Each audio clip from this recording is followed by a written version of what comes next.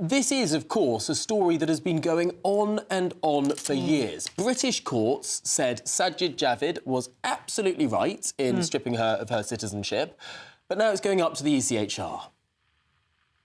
Yeah, look, absolutely. Under no circumstances should Shamima Begum ever step foot on British soil again. She chose to associate herself with ISIS terrorists, essentially to betray her own country. That was a catastrophic misjudgment, and she ultimately has to be accountable and responsible for that. But the most important thing here is that it should be up to our own ministers and our own courts to decide national security in this country. And a decade ago, Sajid Javid, the then Home Secretary, made this decision. It was then hauled before court after court after court, ultimately going to the Supreme Court here, and judges said that Sajid got it right and that he had the ability under our own laws to make this decision, to make a big call about the national security of our own citizens. And now we suddenly hear that foreign judges over in Strasbourg think that they know best, and they're beginning to meddle in this and potentially overturn not just the decision of our own Home Secretary, but our own Supreme Court. And it reinforces once again the need to leave the European Convention on Human Rights. Because what is more important than the ability of our own parliament, our own ministers and our own courts to decide national security, who should and shouldn't be in our country? Well, they're arguing that the UK failed to consider key legal and human rights questions before revoking our citizenship. So they're arguing that we've misstepped, and if we have, then, and that is seen to be the case, then what power do we have to go against? Well, that is complete and utter nonsense. There is almost no case in recent times that has been subject to so much litigation. This has gone all the way to the Supreme Court, and the Supreme Court upheld the decision of the Home Secretary at the time, and all the subsequent Home Secretaries who've come afterwards, who have chosen to stick with the original decision and to prevent Shamima Begum coming back to the UK by upholding that her citizenship has been revoked. It's not for this foreign court to suddenly decide a decade later that there's some human rights or procedural grounds by which the decision should be overturned. Would it surprise me, though, that this does happen?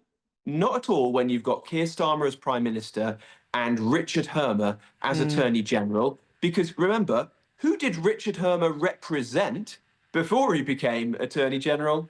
Well, none other than Shamima Begum. So the timing seems very coincidental to me that Strasbourg have decided to step in and send a big signal to Shamima Begum and her lawyers that they should appeal this, they should go to Strasbourg, and they may get a favourable hearing from them, because they know now that not only have they got a Prime Minister and Attorney General who are sympathetic to the case, an Attorney General who actually represented Shamima Begum, but you've also got a Prime Minister and an Attorney General who have publicly said they would never go against a judgment of the Strasbourg Court, even if it was totally contrary to British interests. And I find that completely astonishing. Remember, David Cameron ignored a judgment of the Strasbourg Court when they said that we should give all prisoners the vote. It's not uncommon for prime ministers to do that, and other European countries, frankly, do it all the time, far more frequently than we do. But now you've got this Labour government headed by people who believe that there should be rule by lawyers,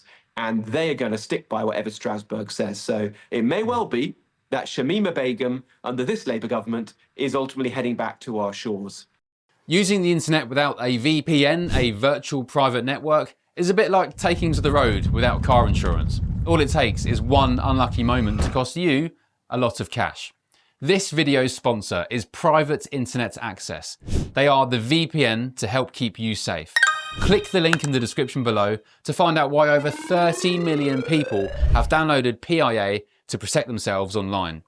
A virtual private network is an app that hides your IP address and helps keep your data private. When you're browsing the internet at home, you give up a large amount of data to businesses, to shops, and indeed to social media giants too. Hackers have the ability to steal your personal data with ease, including sensitive information such as passwords, keystrokes, and even your personal photos.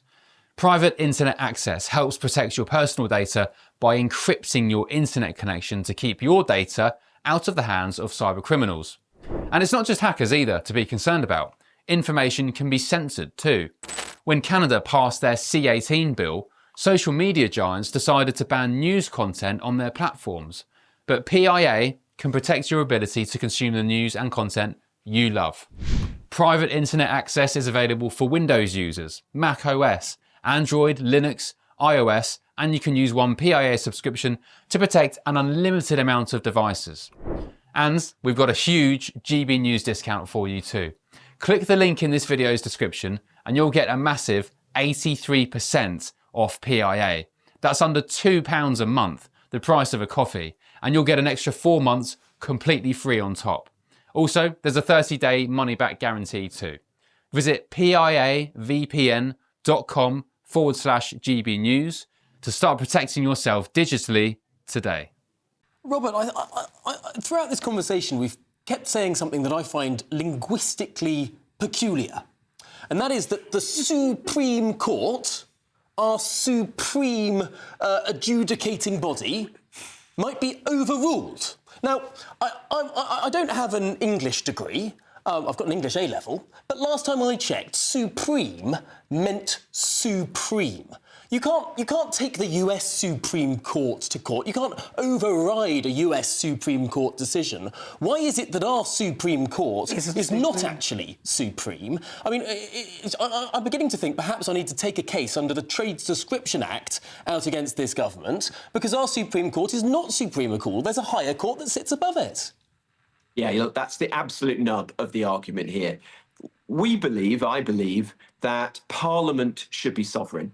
So the public elect members of Parliament, there are ministers who are held to account by Parliament, and then there are courts which don't make the law, but they ensure that it's properly enforced. And they are courts in our own country, judges from this country. And yet, because of an outdated treaty, the European Convention on Human Rights, signed up to a long time ago by our forefathers and twisted and contorted out of all its original intent more recently, we're suddenly finding foreign judges from countries with quite different systems to our own and different standards, meddling in our own affairs, making laws that no one signed up to in the UK, and telling our own ministers and, as you say, our own Supreme Court what they can and can't do.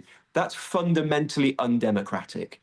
And that's why I've argued, as many have in politics, in fact, it's almost becoming a majority view in the country now, and it should be, that we've got to leave the European Convention on Human Rights and restore power ultimately to our own parliament so we can make these decisions ourselves. And this case strikes me as one which tells the story better than almost any other, because you've got somebody who a British Home Secretary and all his successors rather, have agreed is a threat to national security, and our own court, right the way up to the Supreme Court, have decided that he was right to revoke the citizenship, and yet you've got a foreign court meddling in our affairs years and years later. Look, frankly, if other European countries want Shamima Begum, then they can grant her citizenship and she can go and live in Belgium or Luxembourg or go and live in Strasbourg. But most people in this country, rightly, do not want somebody who is associated with ISIS to come here and live amongst us. All right, Robert Jenrick, thank you very much. Really good to talk to you. That is Robert Jenrick.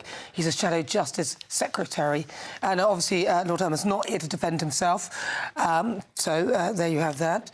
But before we let you go, Robert, what would you say to Lord Herman, for instance, saying that it's, and I hear this argument a lot, that it's not a foreign court, that there are some British judges, despite the fact it's in Strasbourg, it's not a foreign court at all. There are some judges that sit on it that are British. Winston Churchill was a founding father of this court.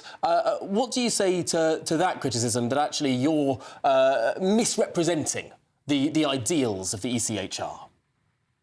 Well, I don't have any objection to the original ideals. Look, this was a noble document. It was drafted in part by British jurists, signed up to by Winston Churchill in the aftermath of the Second World War, where we wanted to ensure that other countries in Europe lived up to the same standards of freedom and liberty that we had enjoyed for generations in our own country.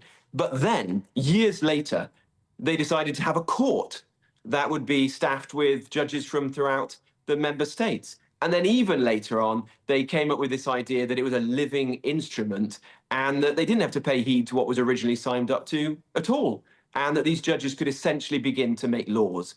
And we've seen that happen on immigration matters, security matters, and things that no one could ever have imagined back in the day. Like recently, there was a case whereby the court overturned a democratic referendum in Switzerland on net zero policy. That doesn't make any sense. It's completely undemocratic. Winston Churchill would be turning in his grave if he could see the court today. Let's end this farce and restore to our own parliament and our own people the decision about how we make our laws. And that is what I want to see, is what the Conservative Party signed up to, and I hope that a future government will be able to do just that.